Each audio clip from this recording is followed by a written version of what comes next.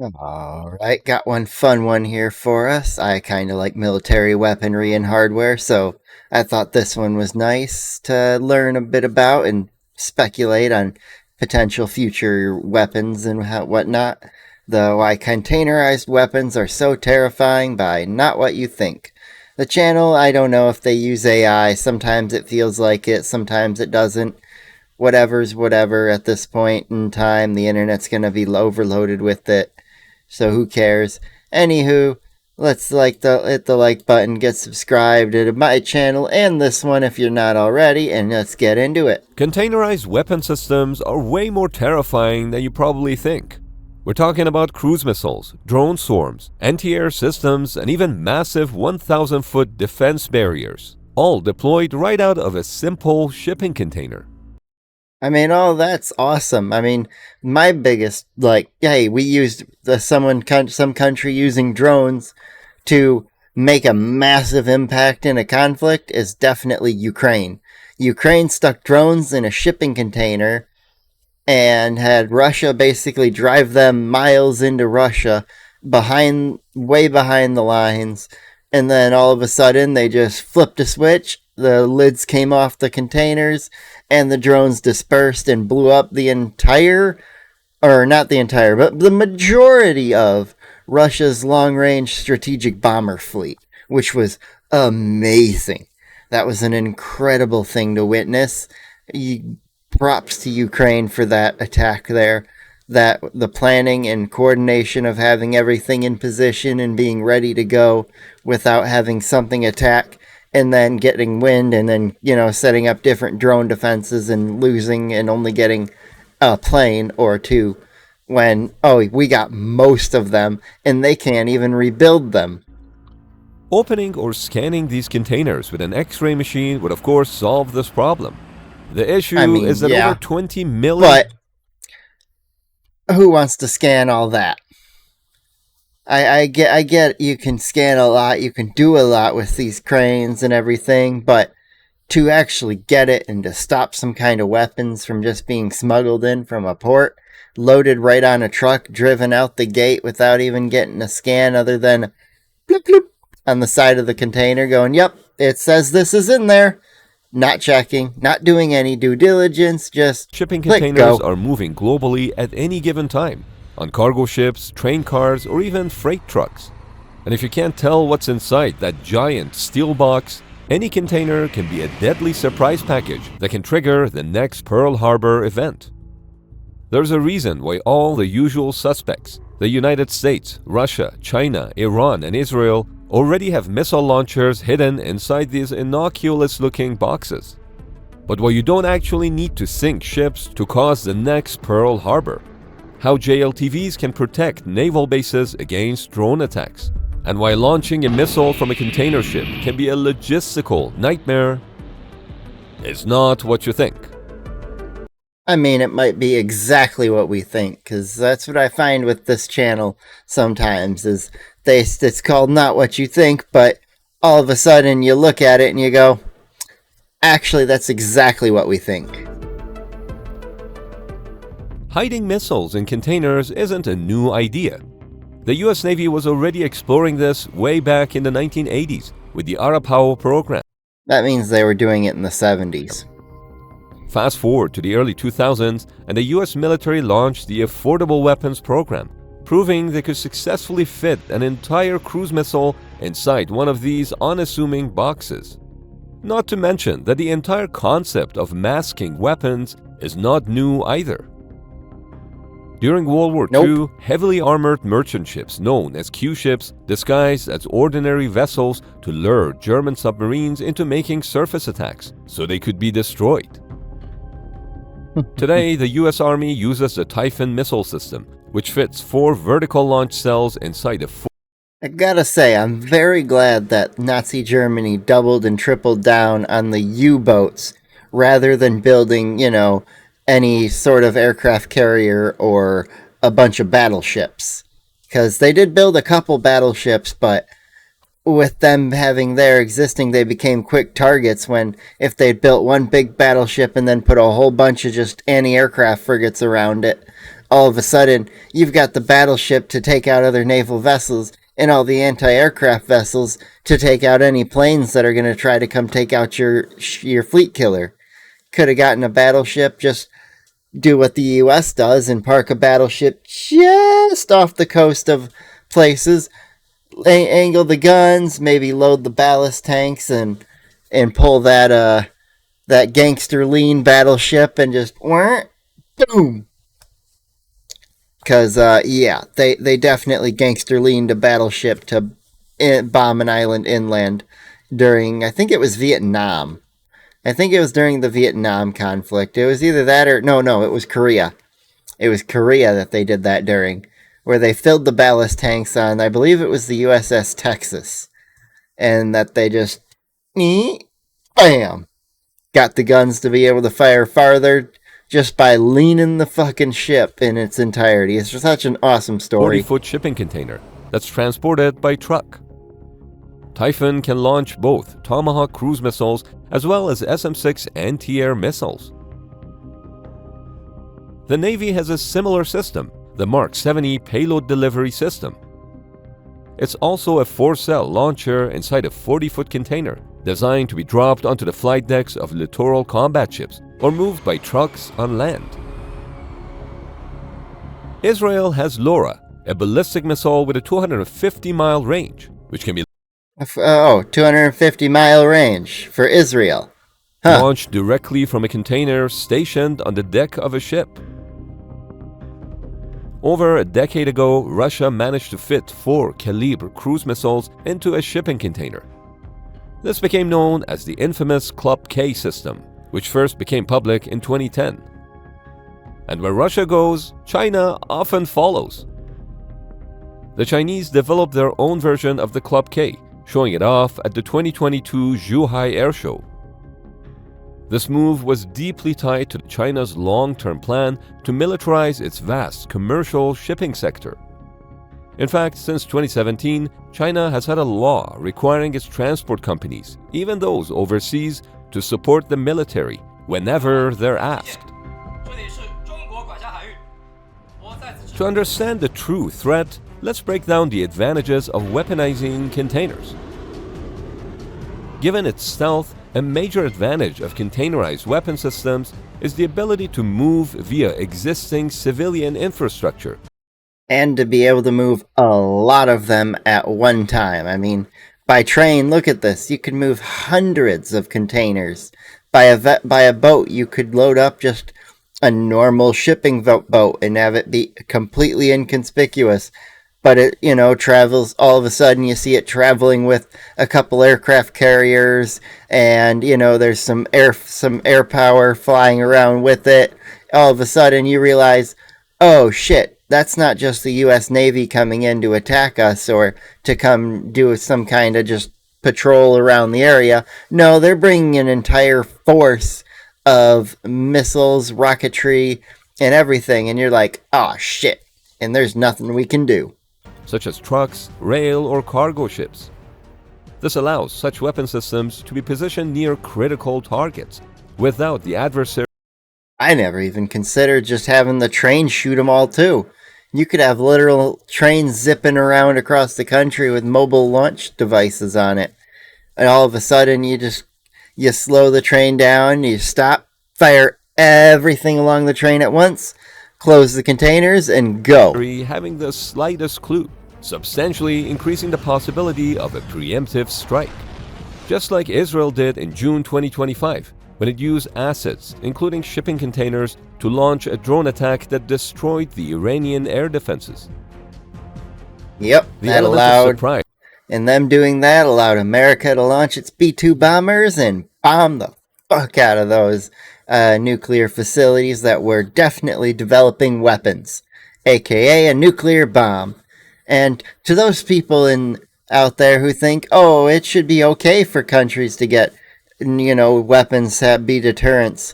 Not when that country is untrustworthy with their leadership. They say death to your country or the country you reside in, or, something like that, or your allies on a daily basis. Not when they, might not be at the same standards, and if they're trying to develop it quickly to be like, we can't get bombed again, all of a sudden you might not develop the proper tools for the weapon. That weapon could A, go off early, detonating within their own country. That would be bad. It could B, not be built properly and leak a whole bunch of radioactive material all over the area, the atmosphere, if they, detonate, have improper detonations.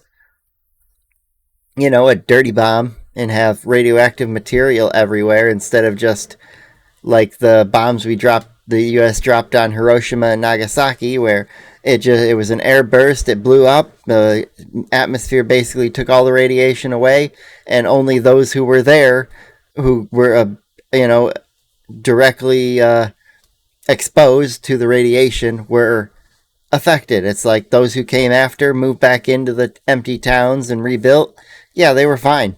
Is given by such weapon systems can be a decisive factor in conflicts.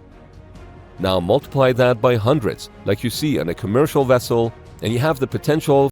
Yeah, imagine something like this right here, where you've got, it's like 20 wide by 30 long containers, and so you've got hundreds, if not thousands, of containers of what could be tons and tons of missile systems. And this could be any country. Any country could do this. There's probably countries around the world who have done this and just have random stockpiles set up in random areas of the planet.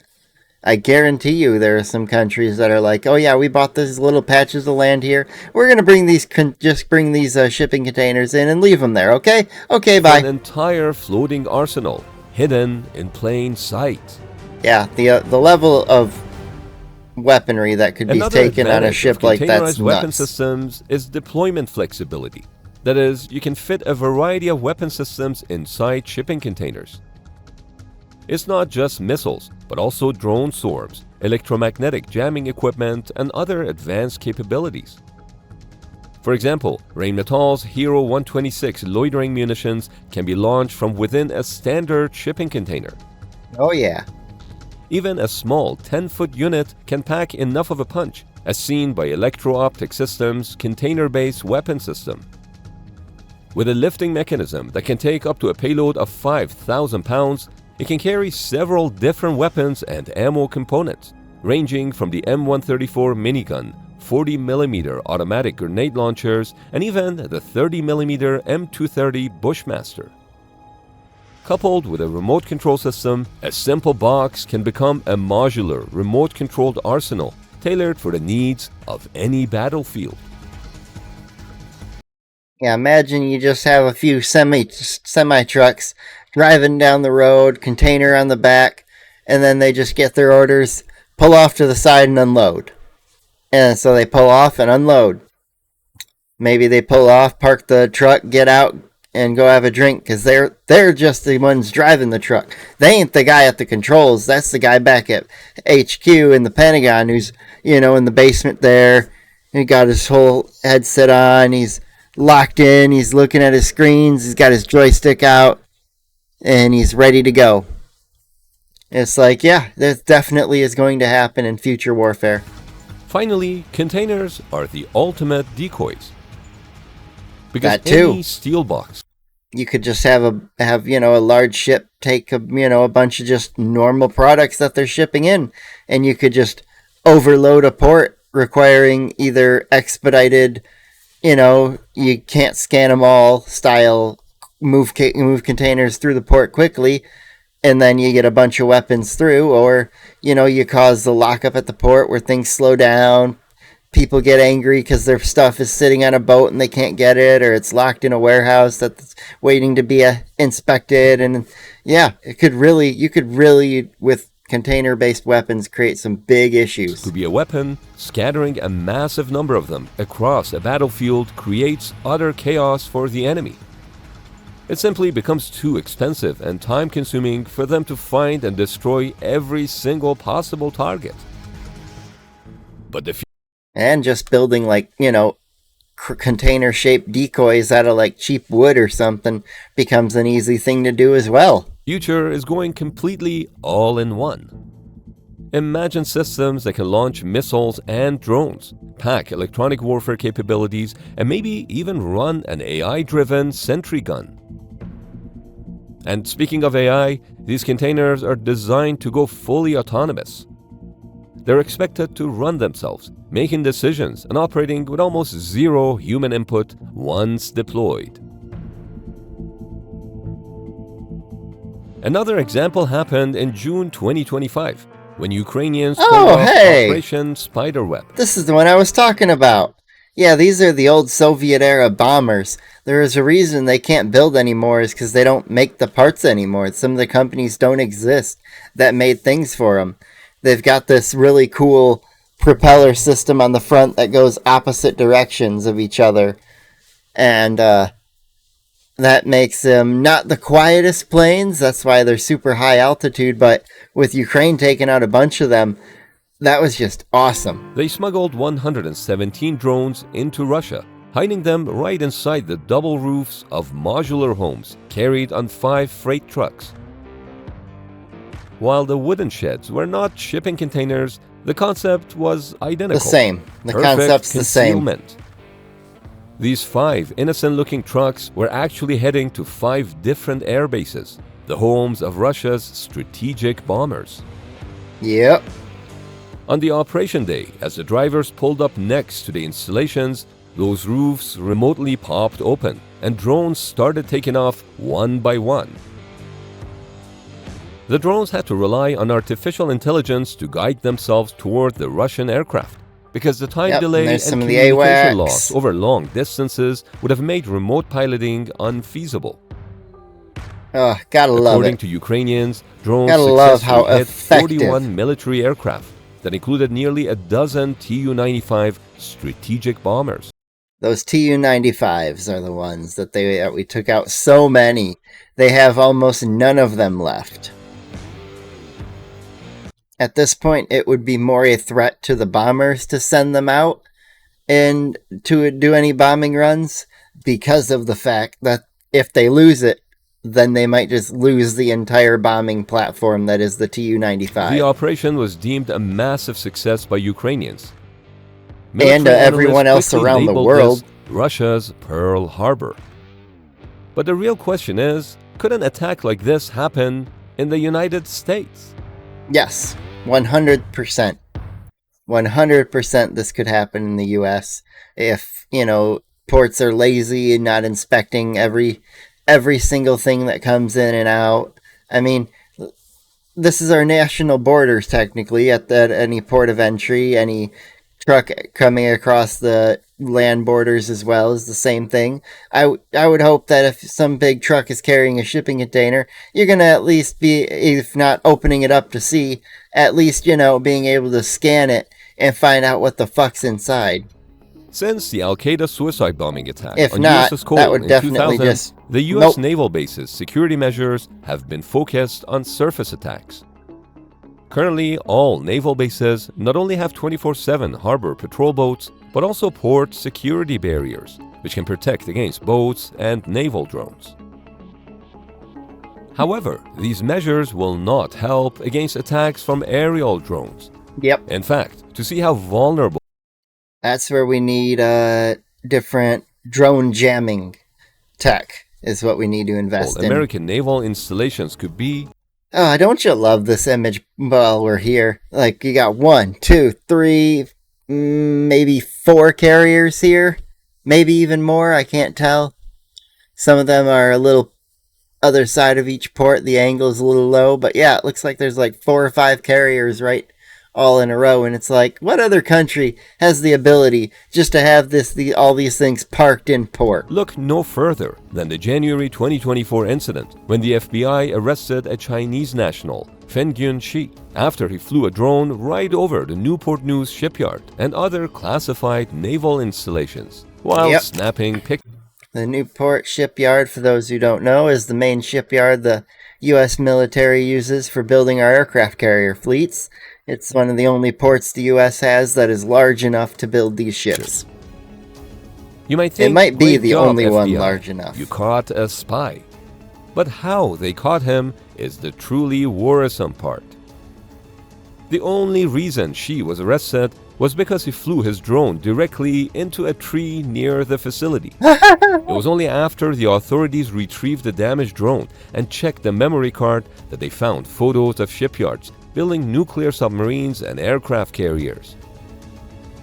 But how could a small drone possibly take out a warship like an Arleigh destroyer? Relatively While underway, easily. a US Navy destroyer is combat ready and can easily shred a swarm of drones.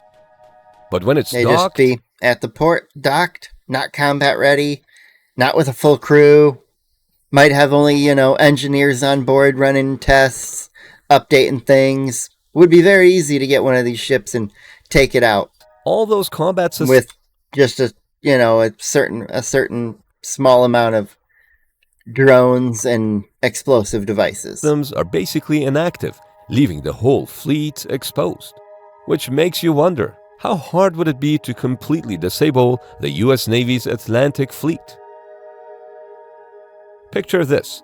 A commercial container ship heads to Norfolk International Terminal, located just south of Norfolk Naval Base, where the Atlantic Fleet is stationed. Suddenly, a few hundred drones launch from those deckside containers from less than 5,000 feet away and swarm the moored warships. These drones, of course, cannot sink the warships, but they don't need to. They just have to hit the 4 Spy 1 radars on those Arleigh Burke destroyers and Ticonderoga cruisers. By knocking out the radars, the ship's anti-air capabilities are instantly disabled, meaning they can no longer launch their interceptors. The result is that the entire US battle group, including the massive carrier strike groups, is crippled and can... Yeah, and here's something that I'm pulling it up here. Imagine something like this happening if drones, all of a sudden a cargo ship pulls up and launches hundreds of drones all of a sudden. Now you have these drones that can just start falling from the sky, suiciding, and exploding into things. This is a drone show in China that this was just an accident. Now imagine if this was deliberate and these were, armed with an explosive charge. Someone slapped a RPG to the thing and it's just... Imagine if something like that popped up over New York City or Los Angeles. Like that would there's a lot of cities around the US, coastal regions, that could be real big targets of some kind of drone attack like that. not deploy for a very long time. That's because the current production rate for new Spy-6 radars is only 8 to 10 units per year, and each destroyer needs 4 to regain 360-degree defense coverage. We're talking years to fix that fleet. And this is not just some idea that I made up. There are articles published by Navy personnel that warn about these exact vulnerabilities. Yeah. I mean, just imagine how cheap you could buy. You just go out, you bulk buy a bunch of drones, just commercial ready grade drones. It's why I fear future in not having anywhere to be able to just, as a civilian, fly a little just for fun drone. I worry about not being able to do something like that, or due to the ghost guns not being able to own a 3D printer because they're afraid you're going to print a gun and go kill somebody with an untraceable weapon. It's like, I don't really, I'm not for that, but we do need to take control and get ahead of, drones and drone warfare. Watching Ukraine and Russia go at it has been an interesting couple of years. Now, just like to say the Ukrainians least. targeted 4 Russian bases simultaneously, imagine an adversary targeting multiple naval bases where Arleigh destroyers and Ticonderoga cruisers are stationed. For example, Naval Station Mayport, Norfolk, and San Diego. It could literally be a second, third, and fourth Pearl Harbor. Yeah, it could happen all at An once. actual swarm of drones launched from containers against the U.S. Navy fleet would have I've seen this one before. These strategic drones coming out consequences. like this is First, it looks would cool, instantly but slash the U.S. Navy's deployable fighting force. Second, American naval bases would no longer be secure hubs of operations. And if they're attacking any of the shipbuilding areas, now not only is America's fleet a little bit crippled for fighting force, but it's also unrepairable if the correct shipyards are destroyed or damaged in ways that are going to take a long time to get back to normal. It's like, oh boy, where things are going to escalate very bad, very quick. Which is one thing where I'm mad that the Biden administration cut back our ability to develop certain weapon types like hypersonic missiles, and there was one other type. Uh, I can't remember this. Oh yeah, the railgun technology. Railgun technology, I'm so happy was picked up by Japan, and so if the right people were to go ask, they would probably be willing to share some of those techs with us.